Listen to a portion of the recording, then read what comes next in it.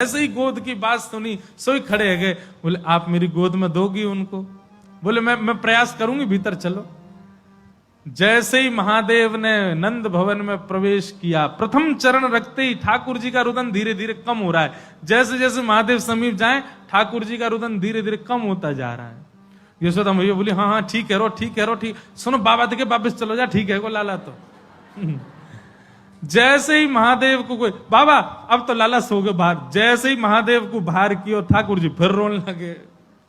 यशोदा मैया समझ गई या जोगी नहीं कछु कियो, या लेके आओ भीतर।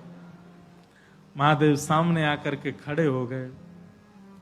मैया गोद में लेके बैठी है, ऊपर से छुपा रखे हैं ठाकुर जी, और नेकी दिखा रही, बाबा देख लेते कि यहीं। बोले मैया ऐसा मत करो, हम बहुत दूर, हम कुछ नहीं कहेंगे आपके लाला को। बोले कहां करूं? बोले पलना में लिटा दो, दूर खड़ी है, जाओ हम देख लेंगे हमें क्या करना। यशोदा मैया बोली मेरो हृदय निकरो जा रहा हो बाबा। बोले मैं सौगंध खा रहा हूं मैया, और मैं आज नजर उतार के जाऊंगा, और तू कुछ सौगंध खा के कह रहा हूं, जब तक तेरो लाला बड़ो नहीं है जाएगो, जब तक तेरो लाला या पृथ्वी पर रहेगो, मैं या की नजर उतार के काजिया के संग ही रहूंगो। तेरे लाला को कभी कोई की नजर गुजर नहीं लगेगी, मेरो वचन है मैया, तू एक बार रख दे। रोते हुए ठाकुर जी को जैसी पलना में जाके सुलायो मैया ने। सूरदास जी वर्णन कर रहे हैं, क्या कर रहे हैं महादेव?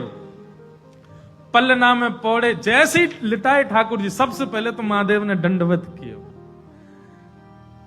यशोदा मैया कह रही बाबा तू तो ऐसे दंडवत करे जैसे कोई परमात्मा है। बोले मैया तू कहा जाने, तेरी गोद में कौन खेल लो है। अपनी श्रृंगी निकाल करके मुख से लगा करके जैसे ही स्वर प्रकट कियो, आहा वह स्वर को सुनकर के नेक से गोपाल जी रोनो वोनो तो भूल गए, शांत है गए। सब गोपियां सब देख रही हैं ठाकुर जी को, और नेक से ठाकुर जी के रुदन तो दूर है गए, मंद मंद मुस्कुरा रहे हैं, मंद मंद हंस रहे हैं, मंद मंद आनंद में भर गए।